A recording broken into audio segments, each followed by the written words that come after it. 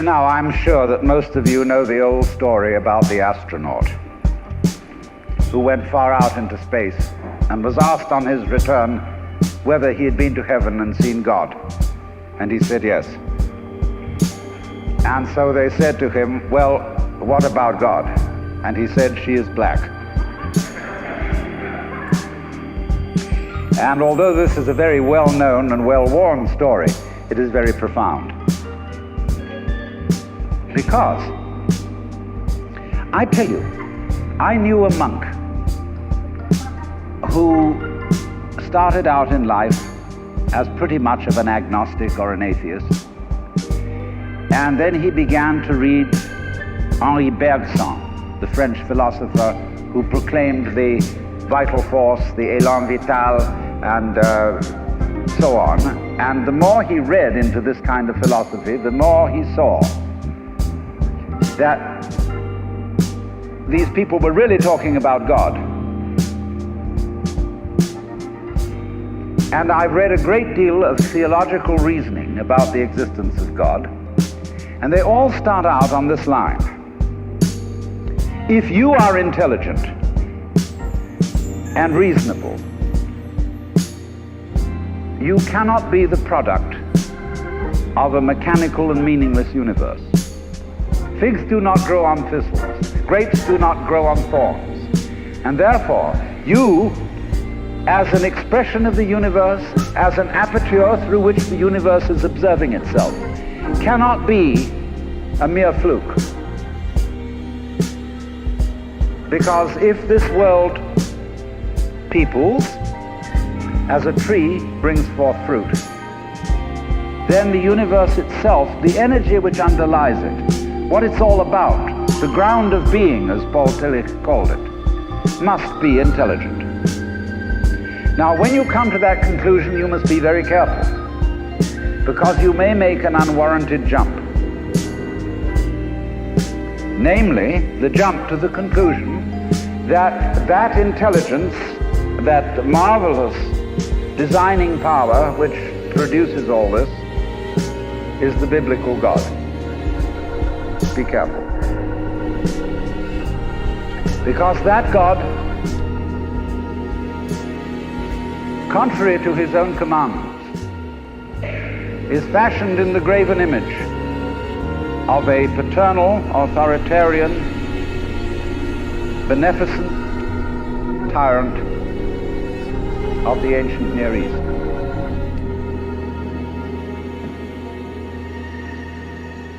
And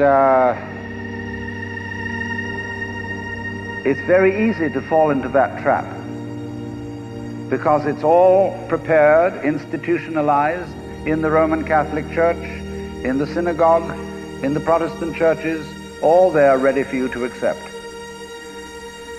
And by the pressure of social consensus and so on, it is very natural to assume that when somebody uses the word God, it is that father figure which is intended. Because even Jesus used the analogy, the Father, for his experience of God. He had to. There was no other one available to him in his culture. But nowadays, we are in rebellion against the image of the authoritarian father. Especially this should happen in the United States, where it happens that we are a republic and not a monarchy. And if you, as a loyal citizen of this country, think that a republic is the best form of government, you can hardly believe that the universe is a monarchy. But to reject the paternalistic image of God as an idol is not necessarily to be an atheist. Although I have advocated something called atheism in the name of God. That is to say,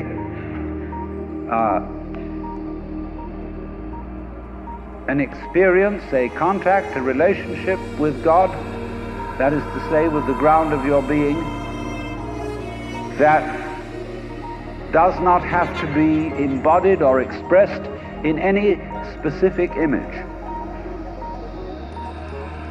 Now, theologians on the whole don't like that idea, because I find in my discourse with them that they want to be a little bit hard-nosed about the nature of God. They want to say that God has indeed a very specific nature. Ethical monotheism means that the governing power of this universe has some extremely definite opinions and rules to which our minds and acts must be conformed.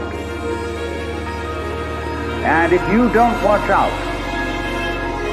you'll go against the fundamental grain of the universe and be punished in some way. Old-fashionedly, you will burn in the fires of hell forever. More modern-fashionedly, you will fail to be an authentic person. It's another way of talking about it. But there is this feeling, you see, that there is authority behind the world, and it's not you.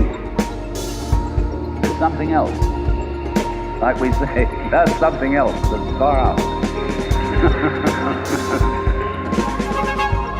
And therefore, this Jewish, Christian, and indeed Muslim approach makes a lot of people feel rather strange, estranged from the root and ground of being. There are a lot of people who never grow up and are always in awe of an image of grandfather. Now, I'm a grandfather. I have 5 grandchildren, and so I'm no longer in awe of grandfather. I know I'm just as stupid as my own grandfathers were, and therefore I'm not about to bow down to an image of God with a long white beard. Now, naturally, of course, we intelligent people don't believe in that kind of a God, not really. I mean, we think that God is spirit, that God is very undefinable and infinite and all that kind of thing. But nevertheless, the images of God are have a far more powerful effect upon our emotions than our ideas. And when people read the Bible and sing hymns, Ancient of Days, who sitteth throned in glory, immortal, invisible, God only wise, and light inaccessible hid from our eyes. It's still got that fellow up there with a beard. It's way in the back of the emotions. And so we should think, first of all, in contrary imagery, and the contrary imagery is, she's black. Imagine instead of God the Father, God the Mother. And imagine that this is not a luminous being, blazing with light, but an unfathomable darkness, such as is portrayed in Hindu mythology by Kali, K-A-L-I, the Great Mother, who is represented in the most terrible images. Kali has a tongue hanging out long, drooling with blood. She has fang teeth. She has a scimitar in one hand and a severed head in the other. And she is trampling on the body of her husband, who is Shiva. Shiva represents also, furthermore, the destructive aspect of the deity, wherein all things are dissolved so that they be reborn again. And here is this blood-sucking, terrible mother as the image of the supreme reality behind this universe. Imagine, it's the representative of the octopus, the spider, the awful, the creepy crawlies at the end of the line, which we are all terrified of. Now that's a very important image, because let us suppose, just for the sake of argument, that all of you sitting here right now are feeling fairly all right. I mean, you're not in hospital. You don't have the screaming memes. You have a sense you probably had dinner and are feeling pretty good. But you know that you feel that you're fairly good because in the background of your mind, very far off in the background of your mind, you've got the sensation of something absolutely ghastly that simply mustn't happen. And so against that, which is not happening, and which doesn't necessarily have to happen, but by comparison with that, you feel pretty all right. And that absolutely ghastly thing that mustn't happen at all is Kali. And therefore, at once, we begin to wonder whether the presence of this Kali is not in a way very beneficent. I mean, how would you know that things were good unless there was something that wasn't good at all? Now I'm not putting this forward as a final position. I'm only putting it forward as a variation, as a way of beginning to look at a problem and getting our minds out of their normal ruts. She's black. Well, she, first of all, feminine, represents what is called philosophically the negative principle. Now, of course, people who are women in our culture today and believe in women's lib don't like to be associated with the negative because the negative has acquired very bad connotations. We say accentuate the positive. Well, that's a purely male chauvinistic attitude. How would you know that you were outstanding unless by contrast there was something instanding?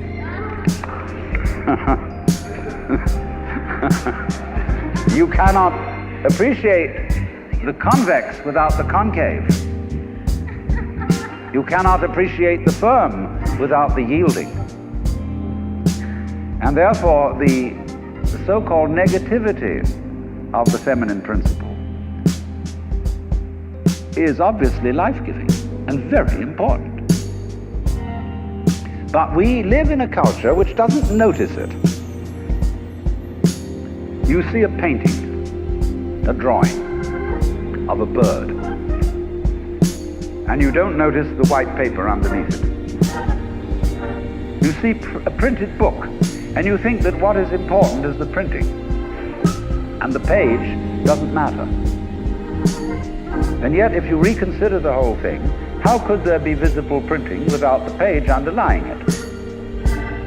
What is called substance, that which stands underneath, underneath, stands. To be substantial is to be underlying, to be the support, to be the foundation of the world. And of course, this is the great function of the feminine, to be the substance.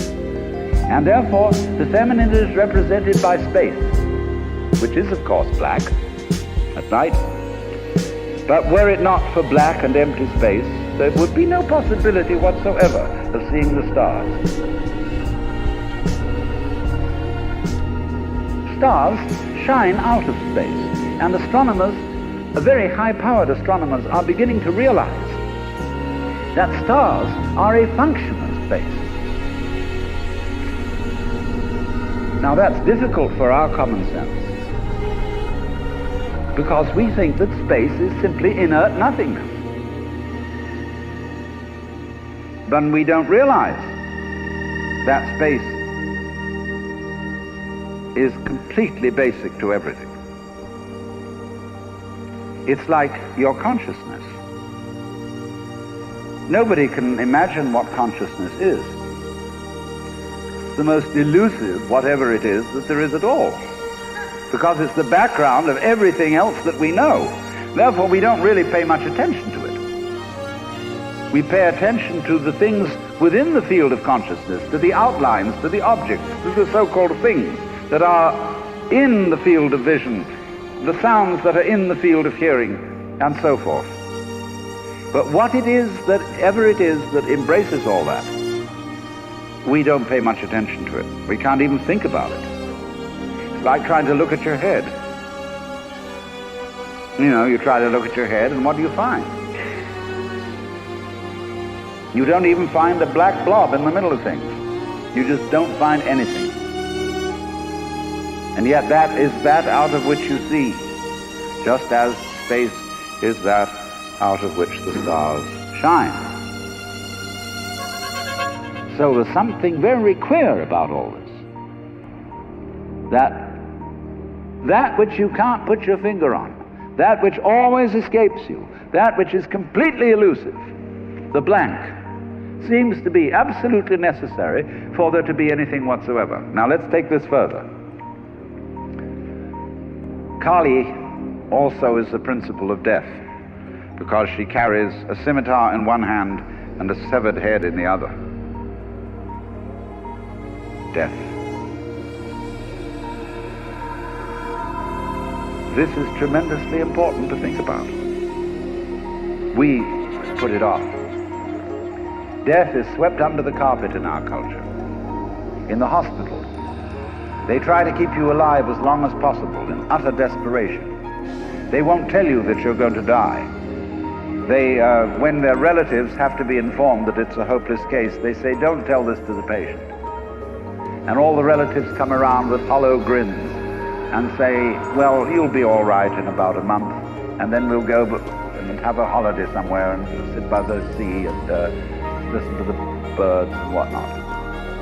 And the dying person knows that this is mockery. Well, of course, we've made death howl with all kinds of ghouls. We've invented dreadful afterlives.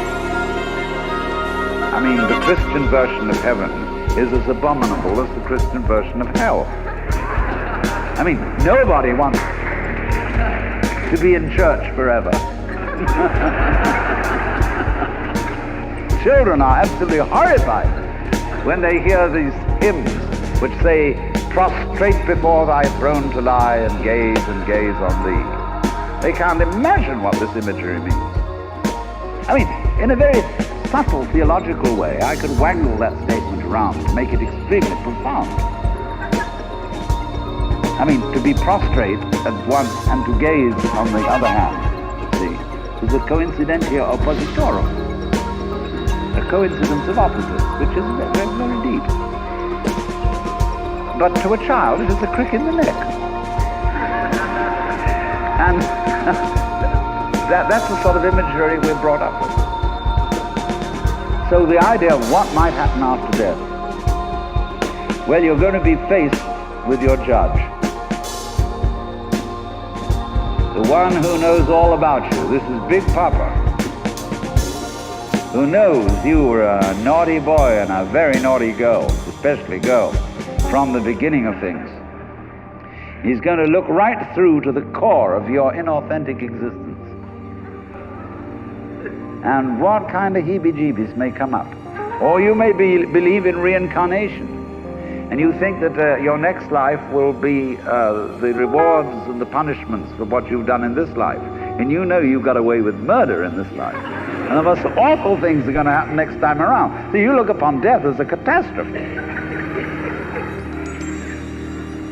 Then there are other people who say, well, when you're dead, you're dead. Just nothing going to happen at all. So what you got to worry about? Well, we don't quite like that idea, because it spooks us. You know, what would it be like to die? To go to sleep and never wake up? Well, a lot of things it's not going to be like. It's not going to be like being buried alive. It's not going to be like being in the darkness forever. I tell you what, it's going to be like as if you never had existed at all. Not only you, but everything else as well. There was never anything, and there's no one to regret it. And there's no problem. Well, think about that for a while. Kind of a weird feeling you get when you really think about it, you really imagine it, just to stop altogether. And you can't even call it stop, because you can't have stop without start. And there wasn't any start. There's just no thing. Well, then when you come to think of it, that's the way it was before you were born. I mean, if you go back in memory, as far as you can go, you get to the same place. As you go forward in your anticipation of the future as to what it's going to be like to be dead. Then you get these funny ideas that this blankness is the necessary counterpart of what we call being. Now, we all think we're alive, don't we? I mean, we're really here? That there is something called existence? You know, the existentialists, the science, thrownness, you know, here we are. But how could you be experiencing that as a reality unless you had once been dead? What gives us any ghost of a notion that we're here, except by contrast with the fact that we once weren't? And later on won't we? But this thing is a cycle, like positive and negative poles in electricity. So this then is the value of the symbolism of she is black. She, the womb principle, the receptor, the instance, the void, and the dark. And so that is to come into the presence of the God who has no image. Behind the Father image, behind the Mother image, behind the image of light inaccessible, and behind the image of profound and abysmal darkness, there's something else which we can't conceive at all.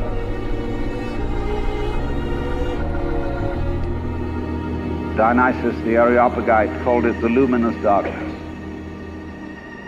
Nagarjuna called it shunyata, the void. Shankara called it Brahman, that which can only, of which nothing at all can be said. Neti neti, beyond all conception whatsoever. And you see, that is not atheism in the formal sense of the word.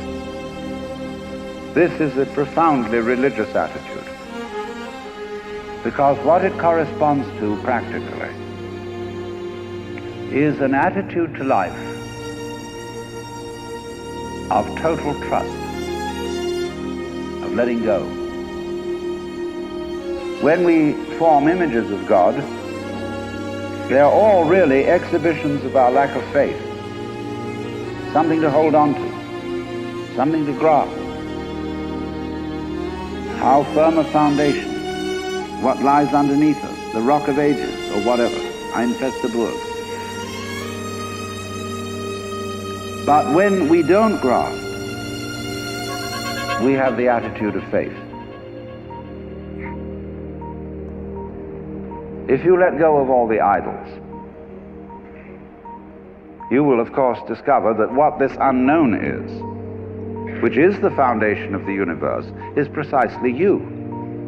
It's not the you think you are. No, it's not your opinion of yourself. It's not your idea or image of yourself. It's not the chronic sense of muscular strain, which we usually call I. You can't grasp it. Of course not. Why would you need to? Supposing you could, what would you do with it? And who would do what with it? You can never get at it. So there's that profound central mystery. And the attitude of faith is to stop chasing it. Stop grabbing it. Because if that happens, the most amazing things follow. But all these ideas of the spiritual, the godly, as this attitude of must, and we have been laid down the laws which we are bound to follow. All this jazz is not the only way of being religious and of relating to the ineffable mystery that underlies ourselves